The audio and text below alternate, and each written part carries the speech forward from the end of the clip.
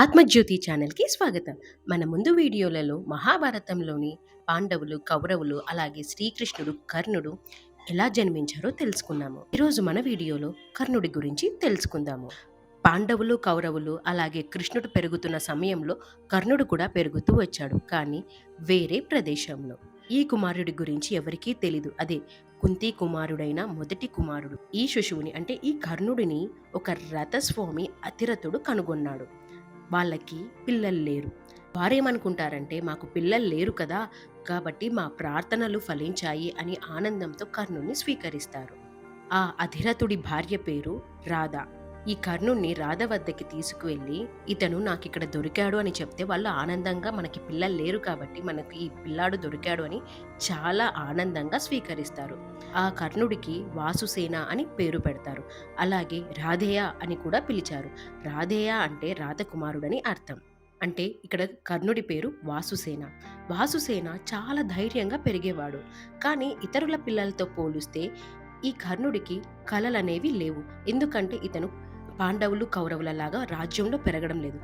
కానీ ఈ కర్ణుడికి ఎప్పుడు చూసినా యుద్ధాలంటే, ధనస్సులంటే, బాణాలంటే చాలా ఇష్టం. ఇలా వీటి గురించే కలలు కనేవాడు. ఒకరోజు ఈ కర్ణుడు వాళ్ళ తల్లి దగ్గరికి వెళ్ళి ఇలా అడిగాడనమాట. అమ్మా, నేను ఎల్లప్పుడూ యుద్ధాల గురించి ఎందుకు కలలు కంటున్నాను? నాకెందుకు వాటి మీద ఇంత ఆకర్షణ ఉంటుంది? నాకు అసలు ఏం అర్థం అవ్వట్లేదు. నేను వాటికి సంబంధించిన వాడిని కాదు కదా, మన వృత్తి వేరే కదా అని కర్ణుడు వాళ్ళ తండ్రిని అడిగినప్పుడు నిజం చెప్పేస్తారు. నీ తప్పేమీ లేదు వాసుసేన. నువ్వు తెలుసుకోవాల్సింది ఒకటి ఉంది. ఏమిటంటే, మేము మీ తల్లిదండ్రులం కాదు. ఇలా చెప్పేసరికి కర్ణుడికి చాలా బాధేస్తుంది. అంటే నేను మీ సొంత కుమారుణ్ణి కాదా అని అడుగుతాడు. మాకు నువ్వు ఒక నదిలో దొరికావు, మాకు పిల్లలు లేనందువల్ల మేము నిన్ను పెంచుకుంటున్నాము అని చెప్పింది. కానీ మేమెప్పుడు మీ తల్లిదండ్రులమే వాసుసేన అని ఇద్దరు చెప్తారు. మరి నేను ఎవరి కుమారుడనమ్మా అని చాలా బాధతో అడిగినప్పుడు, నువ్వు ఎవరి కుమారుడివో మాకు తెలీదు, కానీ దేవుడు పంపిన బిడ్డ అని మేము నిన్ను నమ్ముతున్నాము. అది కాకుండా నువ్వు కవచ కుండలాలతో వచ్చావు. అప్పుడు వాసుసేన తన తల్లి పాదాలకు నమస్కరించి, అమ్మా, మీరు మాత్రమే నా తల్లి, ఇతరులు నా తల్లిదండ్రులు కానే కారు. నేనెల్లప్పుడూ రాధ అతిరథ కుమారుడిగా మాత్రమే గుర్తించబడతాను అని ఆ రోజు నుంచి రాధ మరియు అతిరథుడు వాసుసేనకి రథస్వామిగా కాకుండా ఒక వీరుడుగా అవ్వాలని సహాయం చేస్తూ వచ్చారు. కర్ణుడికి యుద్ధ కళలు, ఆయుధాలను వాడడం, యుద్ధ నైపుణ్యాలు నేర్పి ధైర్యవంతుడిగా కర్ణుణ్ణి ఆ తల్లిదండ్రులు పెంచారు. అలాగే హస్తినాపురంలో కూడా పాండవుల, కౌరవుల శిక్షణ జరుగుతూ ఉంది.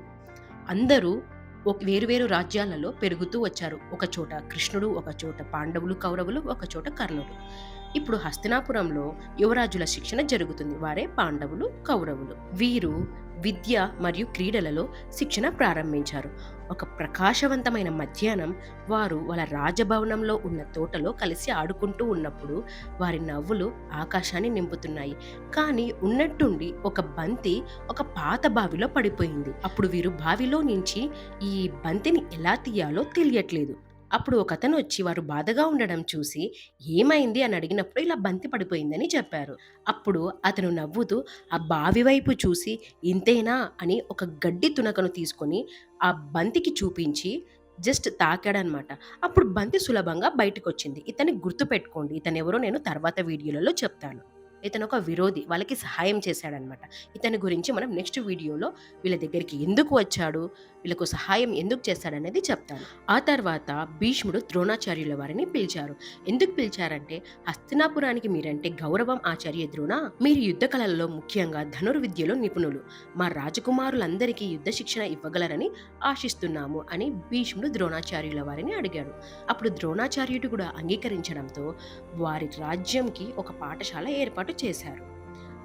ఆ పాఠశాల రాను రాను చాలా అంటే చాలా వ్యాప్తి చెందింది. వీళ్ళ పిల్లలకే కాదు, వాళ్ళ చుట్టుపక్కల ఉన్న చాలా రాజ్యాల పిల్లలు అక్కడికి వచ్చి పాండవుల వంటి వారితో పాటు శిక్షణ తీసుకున్నారు. ఇక్కడ ద్రోణాచార్యులు చాలా అద్భుత గురువుగా ఉండి వాళ్ళకి శిక్షణ ఇచ్చేవారు. ప్రతి విద్యార్థికి వారు నేర్చుకోవాల్సిన ఆయుధాన్ని ఎంచుకునే అవకాశం వచ్చింది. అప్పుడు యుధిష్ఠిరుడు అంటే ధర్మరాజు తల్వార్ మరియు భువన కత్తిని ఎంచుకున్నాడు. భీష్ముడు అలాగే దుర్యోధనుడు గదని ఎంచుకున్నారు. అర్జునుడు ధనస్సు మరియు బాణాలని ఎంచుకున్నాడు. ఇలాగే ప్రతి కుమారుడు శిక్షణ తీసుకుంటూ గొప్ప వీరులుగా మారాలని కలలు కనేవారు. అలాగే ఆచార్య ద్రోణ కూడా వారికి నేర్పించేవారు. ఇలా రాజకుమారుల శిక్షణ ప్రారంభమైంది. అక్కడ కర్ణుడి శిక్షణ కూడా ప్రారంభమైంది వాళ్ళ తల్లిదండ్రుల చేత. అలాగే అర్జునుడి గురించి తెలుసుకుంటే అర్జునుడు విలువిద్యా సాధనాన్ని ప్రపంచంలోని అన్నిటికన్నా ఎక్కువగా ప్రేమించేవాడు. రోజుకొక చెట్టు నీడలో నిలబడి ఆ విల్లుని పట్టుకొని చాలా ఏకాగ్రతతో బాణాలు సంధించేవాడు. అప్పుడు ఆచార్య ద్రోణుడు అతన్ని చూసి చాలా సంతోషించి ఇలా చెప్పేవాడు, అర్జునుడు నువ్వు నా శ్రేష్ఠ శిష్యుడివి అని. దీన్ని విని దుర్యోధనుడు దుశ్శాసనుడు చాలా అసూయపడేవారు.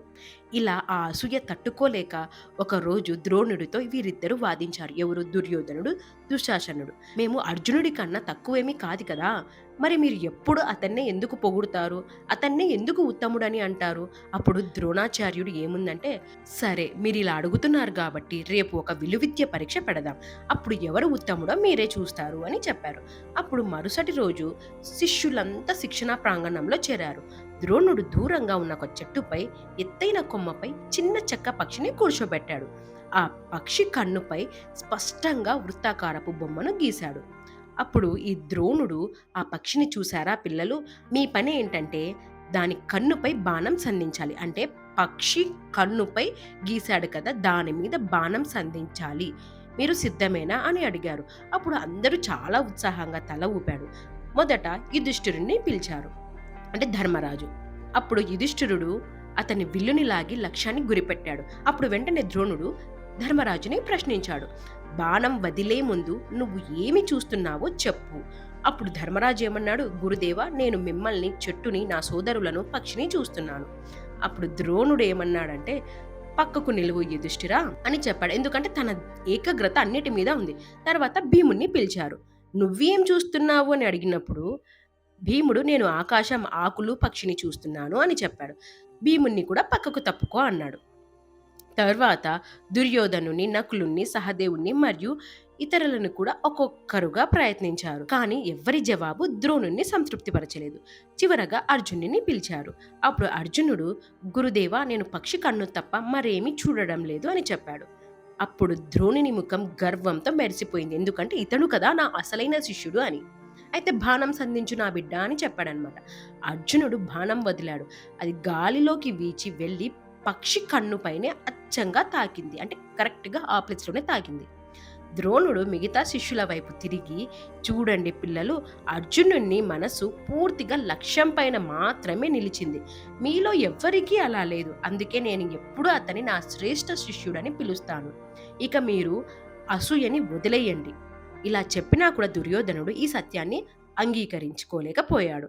అతనికి మాత్రం ద్రోణుడు అర్జునుడికి మాత్రమే ప్రాధాన్యం ఇస్తున్నట్లు అనిపించింది. మన నెక్స్ట్ వీడియోలో ఏకలవ్యుడి గురించి తెలుసుకుందాము. అంతవరకు సెలవు. ఉంటాను.